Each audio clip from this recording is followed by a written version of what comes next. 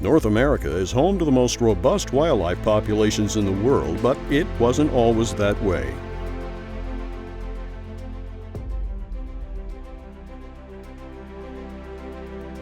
As a young American nation expanded to the west, many game species dwindled, with some teetering on the brink of extinction due to overharvesting and the commercial pursuit of meat, hides, and other body parts, combined with the erosion of habitat. The numbers bear that out. By 1900, an estimated 41,000 elk are all that remained, as well as 12,000 pronghorn antelope, 100,000 wild turkeys, 500,000 whitetail deer, and a plummeting waterfowl population.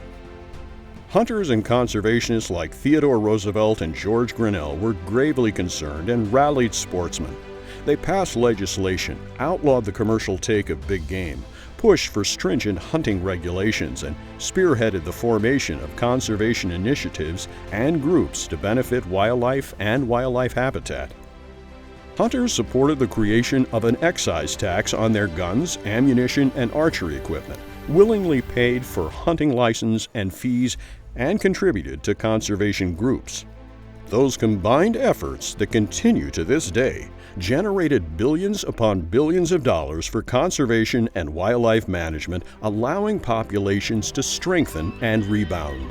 Take the wapiti, or elk, for example.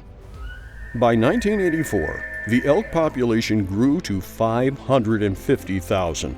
That same year, 4 elk hunters officially formed the Rocky Mountain Elk Foundation, a conservation movement with a mission to ensure the future of elk, other wildlife, their habitat, and our hunting heritage.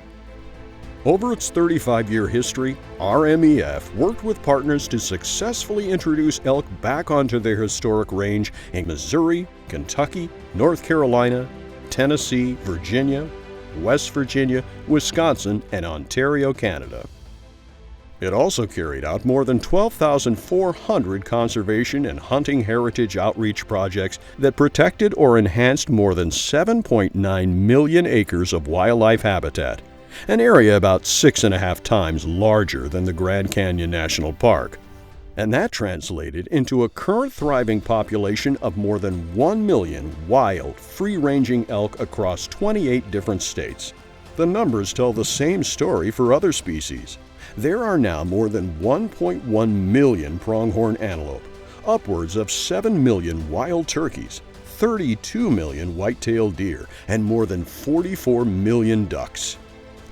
When you size it up and look at the big picture, it clearly shows that hunting helped restore ailing wildlife populations, and that hunting is conservation.